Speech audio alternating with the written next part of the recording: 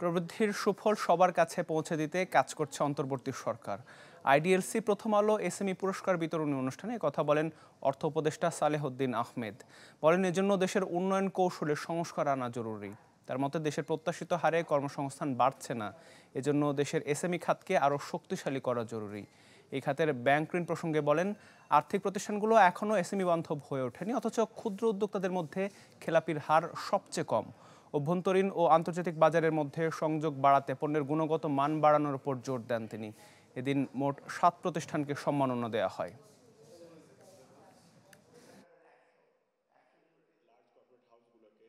বাংলাদেশের উন্নয়ন কৌশলের কিছু গলদ আছে।